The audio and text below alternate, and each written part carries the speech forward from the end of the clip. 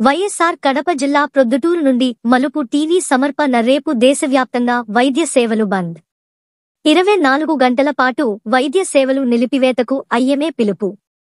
శనివారం ఉదయం నుంచి ఆదివారం ఉదయం వరకు అత్యవసర వైద్య సేవలకు మినహాయింపు.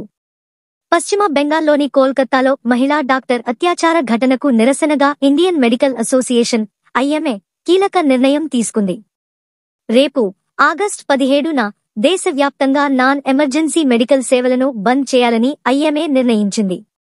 అర్థమయ్యేలా చెప్పాలంటే దేశవ్యాప్తంగా అత్యవసర వైద్య సేవలు మినహా ఇతర వైద్య సేవలు 24 గంటల పాటు నిలిచిపోనున్నాయి. మెజారిటీ డాక్టర్లు ఆగస్టు 17న స్ట్రైక్లో ఉంటారు. శనివారం ఉదయం 6 గంటల నుంచి దేశవ్యాప్తంగా వైద్య సేవలు బంద్ కాబోతున్నాయి. ఆగస్టు 17 ఉదయం 6 గంటల నుంచి ఆగస్టు 18 ఉదయం 6 గంటల వరకు వైద్యులు విధులను బహిష్కరించనున్నారు. హాస్పిటల్లో ఓపీడీలు నడిచే పరిస్థితి ఉండదు. సాధారణ వైద్య సేవలు నిలిచిపోనున్నాయి. ప్రొద్దుటూరులో కూడా శనివారం అన్ని ప్రైవేటు హాస్పిటల్స్లో వైద్య సేవలను నిలిపివేస్తున్నట్లు ఐఎంఏ అధ్యక్షుడు డాక్టర్ జీవీజీ మహేష్ తెలిపారు. ప్రొద్దుటూరు, పరిసర ప్రాంతాల ప్రజలు సహకరించాలని కోరారు.